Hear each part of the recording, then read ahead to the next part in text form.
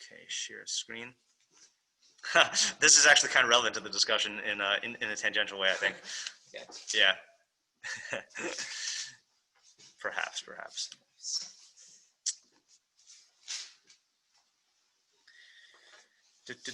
Okay. Got it. All right. Maim amukim divrei fi ish, nachal novea mikor chachma.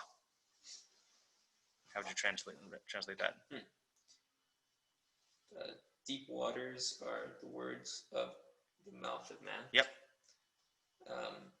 The rivers, novea, something flowing. Yep. Flowing river. A flowing river is the source of chacham. Okay. Yeah. Knowledge, wisdom. Yeah. Good. So the only thing I would not say is wrong, but just acknowledge that is a move is putting the word is in there. Which is definitely one way to read it, right? But if you just read it without any addition, so deep waters, words of man's mouth, flowing river, source of wisdom, and makor, we use it to mean source, but it also has like a water connotation word of like source of water, like wellspring, so that source in that sense also. Yeah.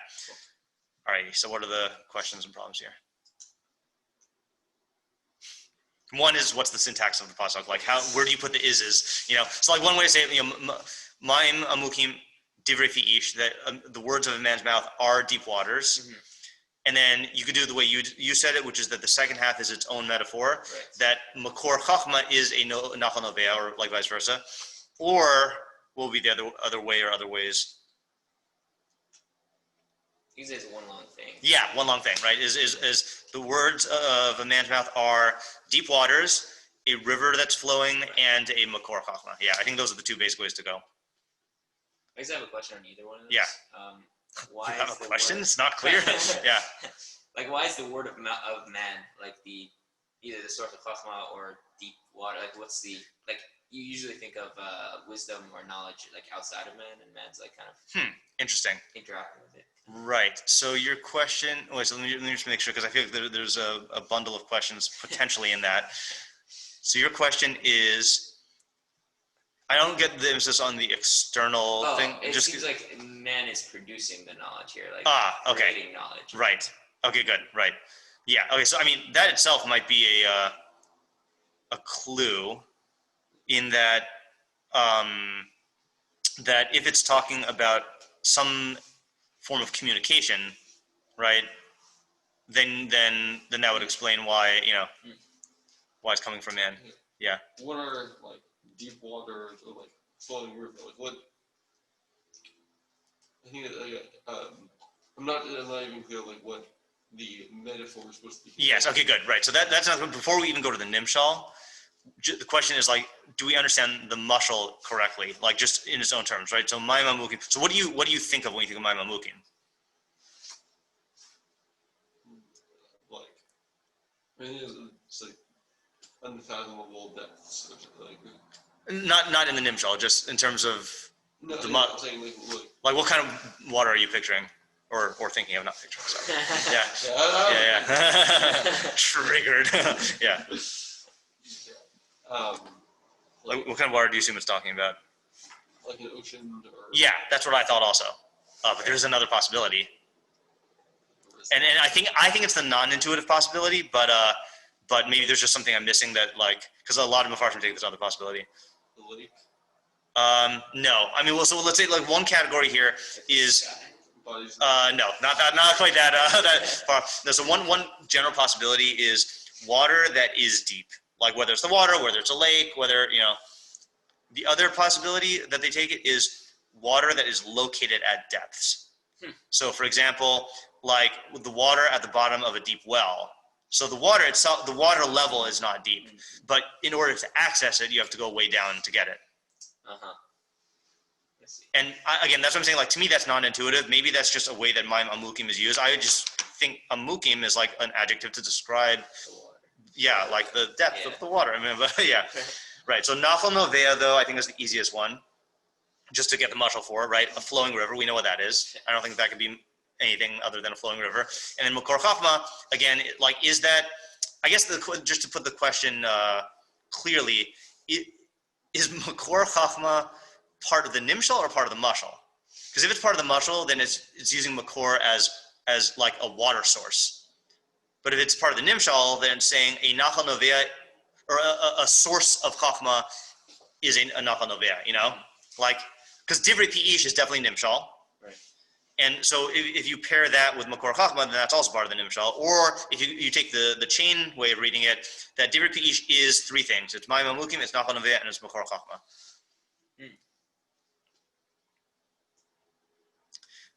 Okay, what are the other questions? Problems?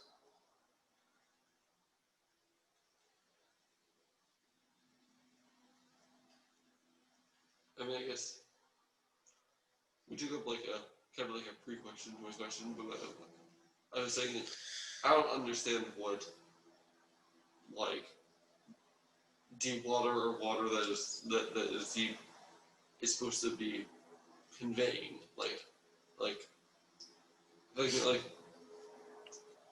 I mean, I have like some sort of like vague sense, but I wouldn't. I don't know what like qualities it's supposed to be. Yeah. I think that's the Right. So that'll be the what's the Nimshal question for each element. Yeah. Yeah. So when I learned this, I think the thing that bothered me the most in my chavrusa is is this really true about people in general? Like divrei fi ish, it's not even saying a certain kind of ish, you know? It's just words of man, you know? And to me, maybe we're just used to, like we use the metaphor for deep also when we say like, oh, so-and-so said something really deep. It's just not true that the words of every man are mayim amukim. Like certain people have deep, depths in what they say, but not everyone. But this is speaking like it's about everyone. So I guess the general question is like, who is the ish in this pasuk? Or like, what are the parameters of this description? Who is this talking about? And then we have our classic questions, which are, who is the audience? Is it talking to you as, for example, a speaker? Is it talking to you as a listener? And then this is another example of a pasuk where like it's just the classical format of Mishlei of opposites of Chacham and Fool, Tzadik and Rasha just are absent. So I mean that's kind of part of the question of who's the ish, but like what's the other side and what are the It's possible that there are opposites. Like the second half is talking about the Chacham, and the first half. Yeah, it's definitely possible, right? So the two possibilities are either going to be that the two halves are explicitly stated here, or it's the other way we said, where this is talking about one half, and you kind of have to infer what the other half is. Are those all the questions? Oh, and then the other question is again, I'm working on the assumption here that Mishlei is a practical decision-making book. So what is the practical application of this insight, which might not have one answer? Again, this is but we have to make that step of tying it down to the practical to fulfill Shlomo's purpose here. Alrighty, I think those are the questions. What do you say? I mean, I think we got to figure out how to read the pasuk first, right? Or just had to pick one way to go, right? So do you have a strong intuition about whether it's mashal nimshal, or whether it's one big mashal with three components? Okay. Fair enough. I mean, there's people who interpret it both ways. Yeah, Joe, were you gonna say something? I heard it. Yeah, I was gonna say that it seems to be all one mashal. It seems that the Mayim Amukim, the deep water, is being contrasted with the flowing water, which is what led me to say that. Yeah. Okay. Good. Yeah. I do think that's a good move.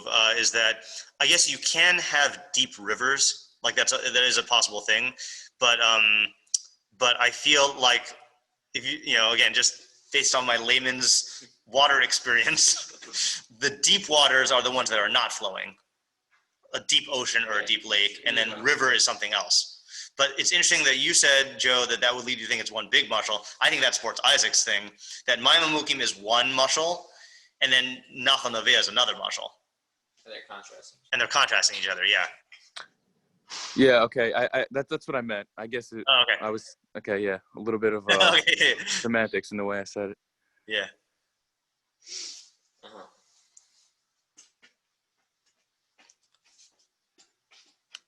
So should we go with that just to work? Okay, yeah. So let's go with that for now.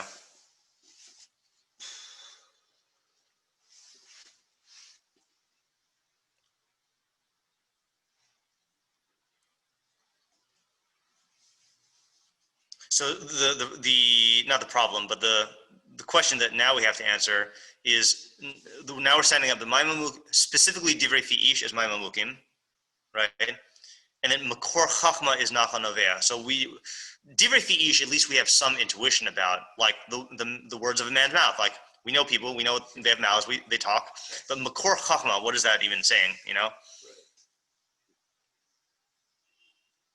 Well, we say like like what you were saying before, that I mean, not like, I guess if we're talking about man's speech and we're talking about man producing chachma, then that's like makor chachma is like the mouth, I guess, like just like talking chachma, like producing chachma. Interesting, because I would have said, based on what you said earlier, that it's not the mouth. I would have said that, like, the mouth, the words of the mouth are one thing, but then the actual source of chachma in the person is their mind, you know? So, yeah. I see. Okay. And the mouth just relays it. Right. Yeah. But then now we get into a little weird thing also, because Makor Chachma is going to produce a Nachal Novea. And then what's the connection between that and the deep waters in the mashal? Yeah, is it saying the Nachal Novea is the Makor Chachma? I think so. Or, metaphorically is the Makor Chachma. That sounds like Preassociation to me. Like, just me free associating thinks that it's free associating. Whoa. Yeah, that like the flowing waters is just like letting your mind just like work through the problem, just flowing over all the details. Right. I mean, okay, so that's a good example of a quality, right? Because this is just a little bit basic methodology point here, but I mean, I think this is just obvious. Is like, whenever you have a mashal, then you're never comparing the mashal and the nimshal are never alike in all of their qualities. So you're always going to be looking for a specific quality in which they're the same, you know, or in where the comparison is being made. So you're pointing out that there's dynamic waters and static waters, you know, and then we kind of set that up earlier. With the Maima Mukim seems like a still body of water, but it's very deep, and Nachal Novea is like moving water. So I agree with you that in the realm of thinking, like, there's certain types of thinking that could be described as like moving waters, and there's a good possibility. Definitely something significant, and again, it depends on how you define Maima Mukim, but flowing waters generally lead to deep waters, right? The flowing rivers lead to lakes and oceans. Right. So if that's the translation, it could be that there's a relationship between the two, that they're contrasted. Right. But there's that relationship. Yeah, that's a good point. So that's interesting, because then you could still read the pasuk as being in two halves, but somehow there's some causal relationship being posited. Right. But I mean, obviously, though, if you read it as waters in a deep place, that doesn't exist at all. Yeah. Wait, say that again? If you say that it's water in a deep place. Oh, yeah, right. Then you don't have that same relationship. Well, if it's waters in a deep place, then it's interesting. Then you could have a relationship with that and Makor Chachma, because the water's at the bottom of a well. I mean, I guess it depends on what kind of well or what kind of like deep place, you know. But oftentimes, that's where the wellspring is located, you know. Right. Or that's where the water, the source of the water is.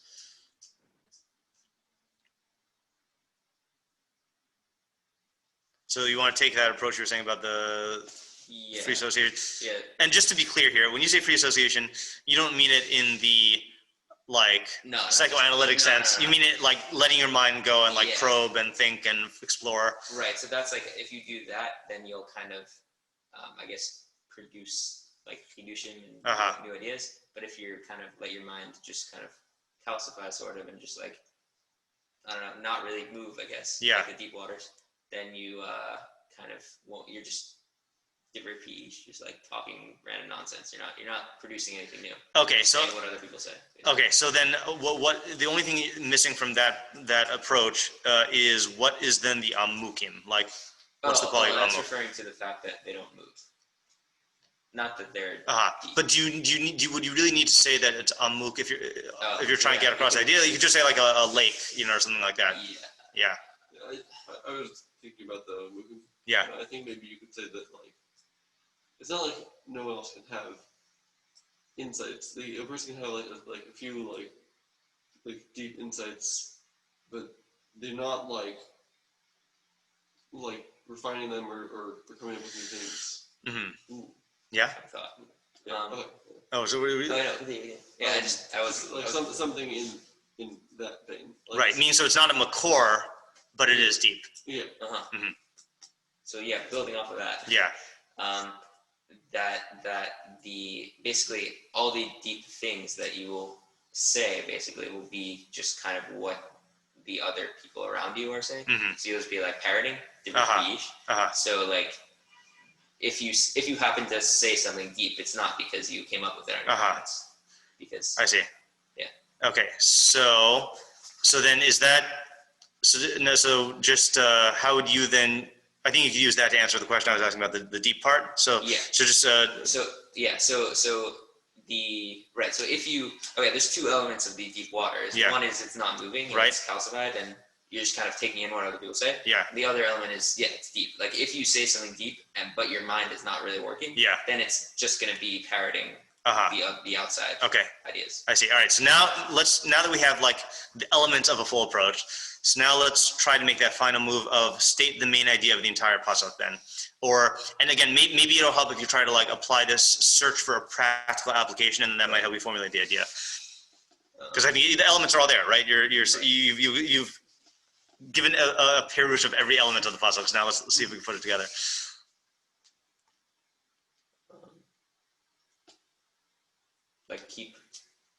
I don't know. It's like I guess the perfect what the what is the pasuk trying to say, or like how would you unify the right? So I guess he always kind of think look at things freshly, I guess, and try to I don't know, just kind of let your mind do what it does. Don't try to impose the preconceived notions onto the facts, I guess. Okay, so hold on. As you were saying that, I thought of something. Let me just take what you're saying and then see if this is a similarity or differently. Because the implication I was getting from the way you said it was that the Ma'am Mukim is somehow inferior to the Makor Chachma, right? Do we have to say that, or could you say that there is a place for both types of thinking? Meaning there is a certain type of mistake where if you are in the mode of Nachal Novea and trying to be creative in your thinking, then you run the risk of missing out on accessing the depths of the ideas in what other people are saying, you're trying to be creative, so you don't get deep. Exactly, right. And maybe it'll lead you to something deep, but the point is that you're going to miss out on the Maimamukim part. And then there is also a time for when your goal should not be to be Mekadesh. Your goal should be to understand what is being said. When you're learning, when the I guess just to borrow much what we're familiar with, when this is that Rav Chaim quote that our job is to understand the Rishonim, right? Rav Chaim's job did not view his job as to be a Rishon. We have what they have, and our job is to understand them. Obviously there's a tremendous room for creativity within that, but his main goal was to understand the Maimamukim, was to access the Maimamukim, and Interesting. Cool. So if you take the words of those around you, or the knowledge that people already have, then you can get to actual truth, I guess. I'm talking about truth, but but then there's also, I guess, a place for but the makor basically is the creative thinking. And I think that actually parallels nicely the approach that I've tried to be advocating for Mishlei, which is I think we need both. I think we need to work on the pasuk just with our own minds, relying minimally or not at all on the Mefarshim, and then you go to the Mefarshim and try to extract what they're doing. When we're trying to understand what the Mefarshim are saying, we're not trying to be creative. We're trying to understand. We're trying to access those depths. Wasn't that what we're trying to do with Mishlei? Also, trying to figure out what Shlomo Melech was saying. Yes, that is also true.